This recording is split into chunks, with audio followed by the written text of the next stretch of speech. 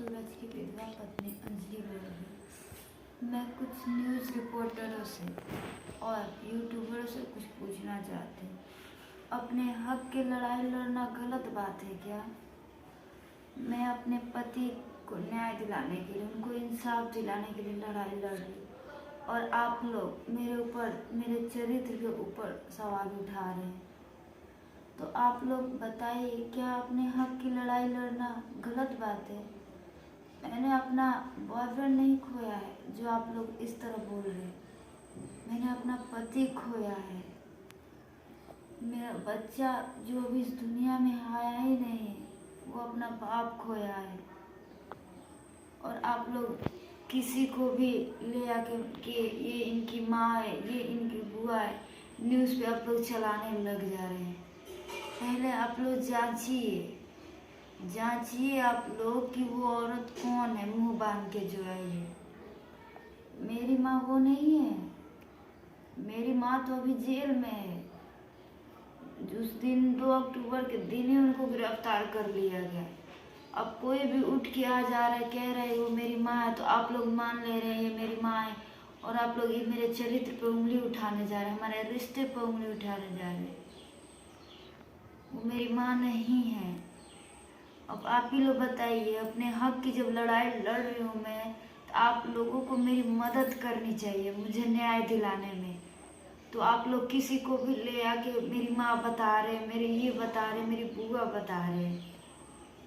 वो जो औरत आके मुझे पूरे मीडिया के सामने कह रही है चरित्रहीन है, वो मुझे चरित्रहीन कह रही है, तो वो अपनी पहले क्यों नहीं देख रही है? मैं कैसे चरित्रहीन हो गई? अपने पति के न्याय के लिए लड़ाई रही तो मैं चरित्रहीन हो गई। अब वो जो मेरे को अपने आप को मेरी माँ बोलती है, वो कैसी है? उसका कैरेक्टर कैसा है?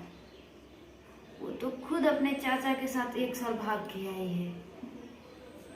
1 साल अपने चाचा के साथ रह के उसके बाद वो आई है। आके तब मेरे बड़े पिता जो चाचा लगते मेरे, उनसे वो शादी की, वो उनकी दूसरी बीवी है।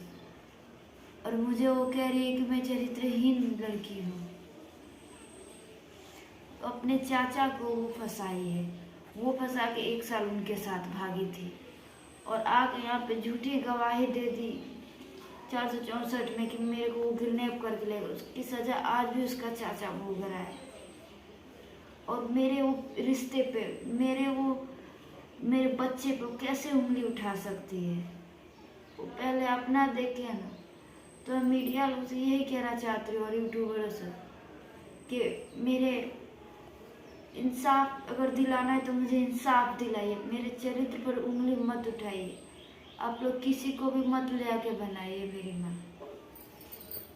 वो औरत जो मुंह बांध के मीडिया पे कह रही है कि मेरे पति समाज के लिए गंदे थे, मैं रखेल थी उनकी। उन्होंने भी तो दूसरी शादी की है, वो तो खुद मेरे चाचा की दूसरी बीवी है। तो वो भी तो रखेल हुई ना, वो भी तो समाज के लिए गंदी हुई ना, वो भी तो अपने चाचा के साथ भागी थी। तो मुझे कैसे कह सकती है वो रखेल?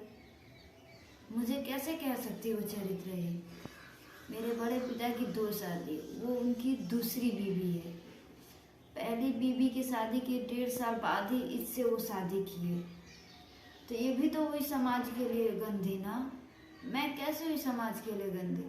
मैं तो अपने पति के हक के लिए लड़ाई लड़ रही हूँ, मैं अपने पति को इंसाफ के लिए लड़ाई लड़ रही हूँ। मैं बस मीडिया कर्मी और जो यूट्यूबर है या फिर जितने लोग मुझे देख रहे हैं, मैं बस उनसे हाथ जोड़ के एक ही निवेदन करती हूँ कि ऐसे गंदे गंदे कमेंट मत कीजिए और ना ही मेरे रिश्ते पे या फिर मेरे चरित्र पे उंगली उठाइए।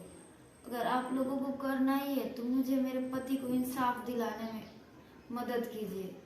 हमें अगर एसपी साहब, अगर कोई प्रशासन या कोई महोदय सुन रहे हैं तो मैं उन सभी से हाथ जोड़ के निवेदन कर रही हूँ कि हमें अभी भी मारने की धमकी दे रहे।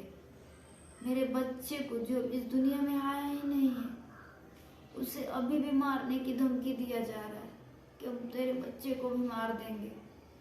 मैं बस इतना कहूँगी कि हमें सुरक्षा देने में हमारी मदद करे, हमें सुरक्षा दे और हमें न्याय दिलाए। आप सभी से एक ही दरख्वास्त करूँगी हाथ जोड़ के कि ऐसे चरित्र पर उंगली मत उठाइए, किसी को भी मेरी माँ मेरी बुआ बना के मत दिखवाइए। अगर आप लोगों को दिलवाना है तो हमें न्याय दिलवाए, हमें सुरक्षा दिलवाए।